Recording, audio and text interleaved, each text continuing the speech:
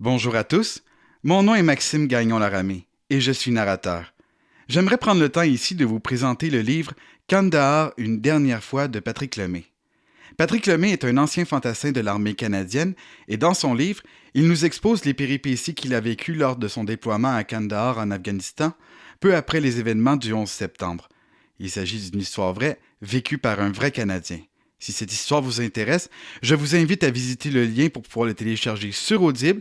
Et pour ceux qui aimeraient travailler avec moi, je vous laisse mon lien pour ma page Facebook professionnelle. Là-dessus, je vous laisse sur un extrait du livre. Bonne écoute! À mon fils, pour qui cette guerre lui a pris son père.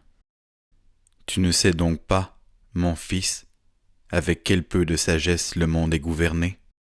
Une citation du pape Jules II. Avant-propos. En 2011, par un certain après-midi d'avril à Spermwangar, dans la région de Kandahar, lors d'un changement de tour de garde à l'intérieur du camp, je lance à celui qui vient me remplacer. « Hostie que je t'ai cœuré! Normand Lester a écrit le livre noir du Canada anglais. Ben moi, calice, je vais écrire le livre noir du Canada en Afghanistan. » Sam part à rire et me dit « Ben tu devrais. » Nous étions en train de monter la garde devant nos baraquements parce que quelques jours auparavant, il y aurait eu, semble-t-il, un gars de l'ANA, Armée nationale afghane, qui nous aurait volé une arme. On se serait bien passé de cette mesure prise par la chaîne de commandement en cette fin de tour. J'ai longtemps hésité avant de commencer à écrire ce livre parce que je voulais oublier toute cette histoire et tourner la page sur cet épisode de ma vie. J'ai voulu oublier mes moments de faiblesse, oublier la misère et les horreurs dont j'avais été témoin et surtout, oublier les erreurs que j'avais commises et la culpabilité qui venait avec. Après tout ce que j'avais vécu en 3 tours consécutifs pendant cette guerre-là et les sacrifices que j'avais consenti à faire, j'ai fini par me convaincre que je ne pouvais pas faire tomber dans l'oubli cette période importante de ma vie.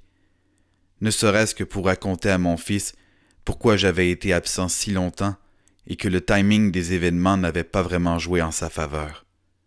J'en suis sincèrement désolé, mon homme.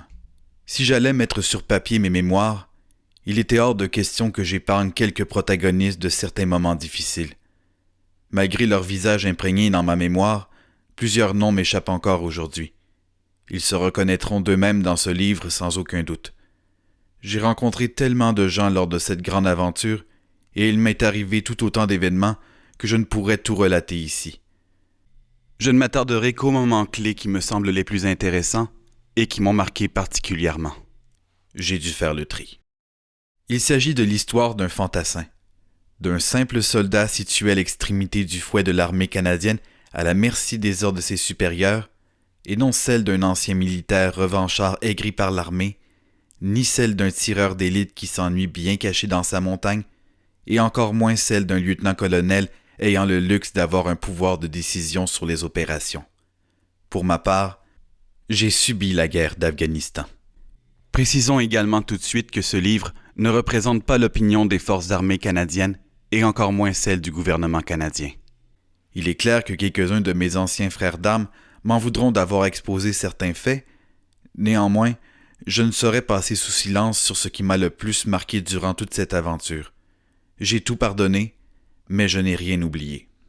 J'ai écrit ce récit uniquement sur la base de mes souvenirs, des multiples photos et vidéos que j'ai prises en déploiement, et à l'aide de mon DEU, dossier des emplois à l'unité, document détaillant le service militaire au cours d'une carrière.